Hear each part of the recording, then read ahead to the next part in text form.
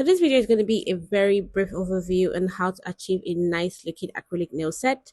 The first thing that you want to do, as I'm doing on my client's fingers, is to make sure that the nail plate is truly and well cleansed.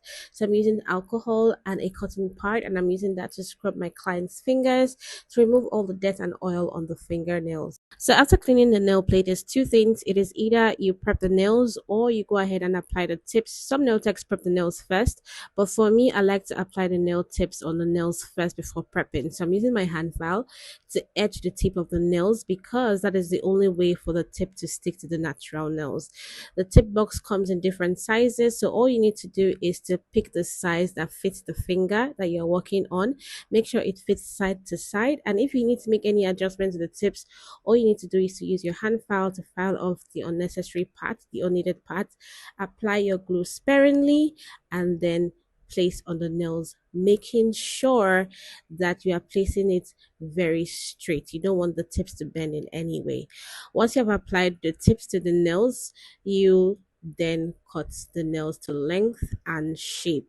For length, my client chose short medium, and for her shape, we are doing almond. So I'm just trying to cut out the frame of the almond shape with my scissors, and then once that is done, I then pick up my hand file and begin to file the shape of the nails really well. You can try to be as perfect as you can if you are just starting out, but if you're not just starting out, you don't really have to have a perfect shape now. Just make sure that your filing and the nail shape is looking straight in relation to the other nails. And you want to make sure that the side walls of the nails are not filed inward too much because that just messes up with the structure of the nails. So once you're done filing and you're okay with what it looks like, you can go ahead to the next step, and that is melting the tip to the natural nails. I'm using a hand file to do this now just to show you that it is possible, but it does take some time and you want to make sure that you're not grazing that hand file against your client's skin. But the very best thing that I like to use is to use my 5-in-1 bit from nail to go to melt the tip to the natural nails. I'm just filing the tip alone and I'm making sure that it is just blended to the natural nails without affecting the natural nails at all. You want to make sure that you are not touching the natural nails when you are doing this process. So as I'm done blending the tip to the natural nails, the next thing to do is to prep, and so I begin by pushing back the cuticles, exposing the dead skin, and once that is done, I take my mini mandrel bit, and with that I'm using to clean out that cuticle area, and then I'll etch the surface of the nails. So that remaining part of the nails that we did not etch at all, I use my mini mandrel bit to etch that side. After using the mini mandrel bit to clean up that cuticle area and edge, I'm using a ball bit now, and on reverse rotation I'm using that ball bit to lift up that cuticle skin some more. This is a two-step cuticle cleanup. There's not a lot of steps needed to clean these cuticles at all, and that is because looking at my client's fingers, I could see that she did not need a whole lot of work to do, and I could see that I could finish up the cleanup in 2 steps. So after using the ball bit, the next thing to do is of course to trim out that overgrown skin that we have lifted up. This process needs to be done really carefully, and if you're not trained in doing a nail cut with the scissors, don't bother trying to do it at all. After all of that is done, the next thing to do in the prepping process is to apply primer to the natural nails. You want to make sure that you are applying the primer without the primer touching the skin, and you want to wait for the primer to dry a little bit. Once all of that is done, you can start the acrylic application process. You want to make sure that when you're applying acrylics, your application is as smooth as possible, and you want to apply as if you do not have a hand file or an e-file. This just simply means that you want to practice so you have your liquid to powder ratio on lockdown, and that is one of the necessary skills that you need to have as a beginner nail tech. The liquid to powder ratio is simply the amount of liquid that you have on your brush and the amount of powder that you pick up with that liquid on your brush.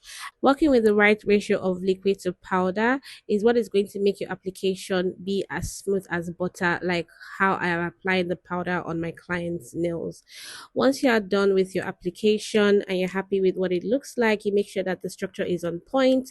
You check all the other fingers and you're good to go. The next thing to do is to wait for the acrylics to dry and go ahead with filing out the shape of the nails really well. Once you're done filing, I'm going again with my 5-in-1 drill bit to make sure that cuticle area is flush with natural nails, and also to smoothing out the nail surface and make sure that it is not having any uneven surfaces at all. So once that is done, I use a buffer to buff the free edge of the nails. I do not use a buffer to buff the surface of the nails because that 5-in-1 drill bit does a wonderful job of smoothing the nails without using a buffer. So I'm done with the filing, I'm done with the buffing of the free edge. The nails are looking really beautiful. The next thing to do is to clean off all of the dust from the nail surface because we're going to be applying gel to these nails. And you don't want the gel to have any uneven surface at all. You want it to be smooth without any roughness to it. I'm going in with a milky white base coat. The nail surface is smooth, but it is not as smooth as I want it to be. I'm going to be coming in with a chrome design, and I want the situation whereby once I rub the chrome, it is not going to be, hiding in all of the filing marks that I would have on the nails. So applying this base coat is going to help me to smoothing out the nails, cover up any ridges from the file or from the e-file, and to make sure that my design process is going to be as easy as possible. So I apply the gel polish very neatly on the nails, and then I cure in a lamp. And once it is dry, I go ahead and clean out the dispersion layer from the nails, and that is because I'm going to come in with chrome. After cleaning out the sticky layer, I like to test the surface to see if the chrome is going to still stick on it, and if it does, we can go ahead with the designs.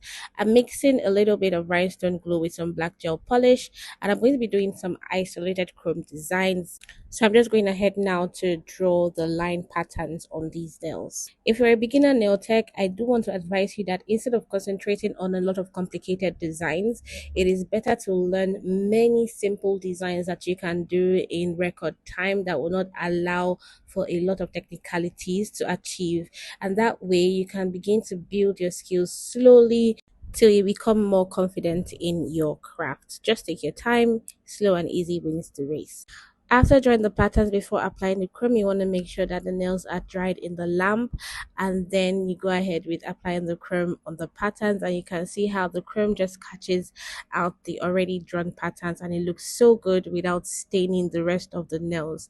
Absolutely love this design so much.